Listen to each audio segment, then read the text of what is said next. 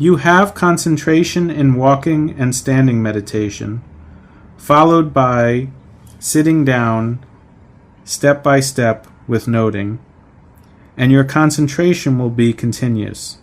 Most yogis do this in a swift manner of noting sitting. When I ask, how did you note and what did you notice, they cannot answer because they weren't paying close enough attention. They weren't paying close enough attention because they were moving too quickly. You need to bring your concentration from the walking meditation to the sitting so that you don't have to build up your concentration again. Likewise, you can bring the concentration from the sitting meditation to the walking meditation. Concentration becomes much stronger when there are no disturbances in between. For example, if you pour with a cup of water, it may get the area wet with as much water as the cup can hold. But after a while, it dries up if you do not pour more water. Likewise, when you note on the walking meditation and then sit without any noting, the concentration will be dropped. Later, when you do sitting meditation, you will have to build up the good concentration again. However, if you stand up without noting, the concentration will be lost again. Thus, it is essential to maintain the momentum of your concentration. Yogis have to follow strictly and respectfully what we have covered here: walking, standing, turning, with proper amounts of 2 or 3 steps of noting in the walking. By keeping standing meditation before each session of sitting, step-by-step noting on the knees and sitting down, your concentration will be and remain connected. The yogi will come to understand that noting on sitting and walking is not different. He or she will hardly miss a note in all postures, and they will have more or less continuous noting. At this stage, the yogi's insight will progress. The duration of the retreat is not counted here. Some yogis practice for a year with no progress. Why? Their noting is on and off, while others are able to note continuously and make progress very quickly. That's why it's very important to connect your concentration between walking and sitting. In other words, the yogi needs continuous mindfulness in noting. Do not be concerned about the length of your retreat. What's more important is to have continuous mindfulness, which will allow you to make quick progress. If you do it casually, you will miss some noting in standing and walking. For example, when you're queuing for the food, if you become impatient because other yogis are moving very slowly, then you must use standing meditation and note standing, being aware of the various sensations throughout the body. If your mind becomes impatient, note the impatient, and then return to the sensations of standing and the sensations in the body. So try your best. Another factor is for yogis to act or to move like they are a sick person. When you are sitting down, use your hand as a support. Keep your hand beside you to give you balance as you sit down. Do not feel embarrassed to do so. Embarrassment occurs because we are watching others. Vipassanā is about watching yourself and not others. As long as you are watching yourself carefully, there is no one around but yourself. What's more important is to find out the Dhamma in you. Do not be concerned about your surroundings. In interview questions, every aspect of your day may not be covered due to time constraints. Instead, you may focus on reporting just the rising and falling. As such, some yogis find themselves quite limited. But meditation is for you to come to know yourself and later to report your teacher. So whether the teacher is asking or not, you have to make sure you cover all details in your own practice. Some yogis are only paying attention to the rising and falling for the sake of reporting. Once they have something to say, they are happy and relaxed for that day and don't continue the practice with the same intensity that helped them to develop the insight in the first place. So, if you have success and see something in your practice, then keep up the method that has led to that success. Reporting to the teacher is the main purpose for those yogis that get too excited when they experience something. But actually, it is for you to know and report to the teacher what you have come to know.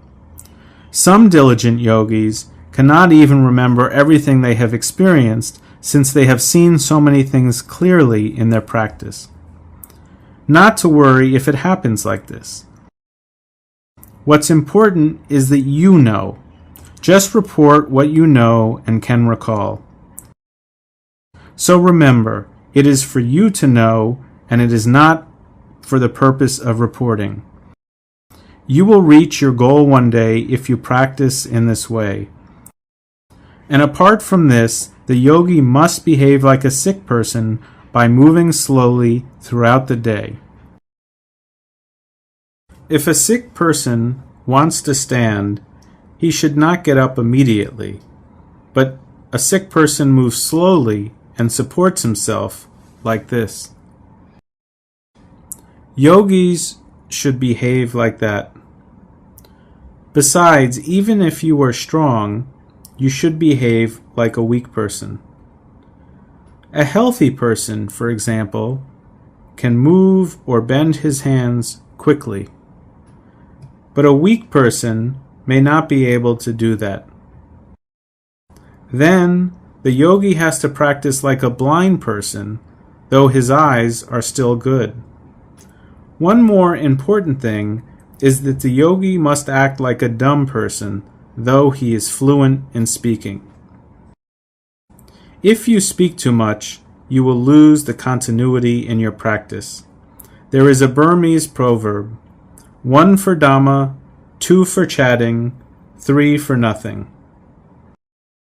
Once you talk to each other, the topics in the conversation will be carried over to you until you and throughout the next sitting meditation.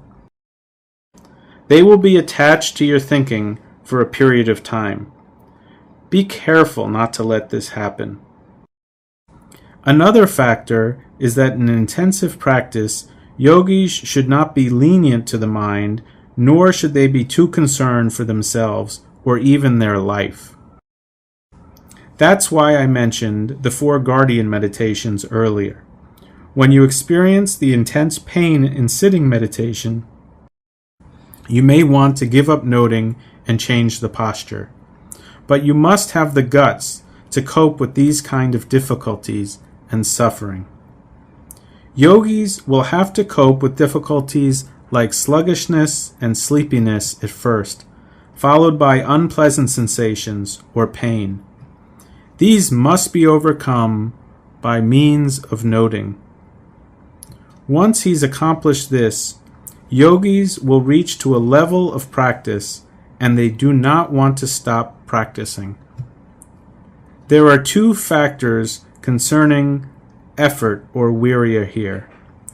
The first is nikama dhatu, not having concern for one's life in the practice of the Dhamma.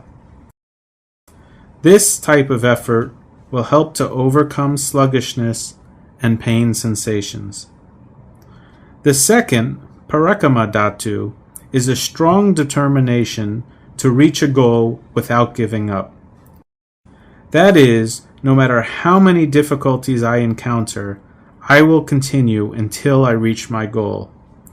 A yogi should have these 2 qualities of bravery. Another factor is a balance between sitting and walking meditation. The schedule here is 1 hour of sitting and 1 hour of walking alternatively. There is a reason behind it. Sitting meditation helps build up concentration. Walking meditation helps develop your energy. Both of them make a good balance between concentration and effort in order to develop insight.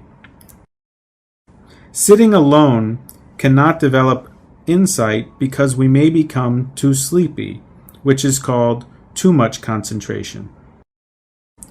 Do not confuse this with true concentration, but you're dealing with a fake type of concentration which only promotes sleepiness. True concentration can never be overmeasured.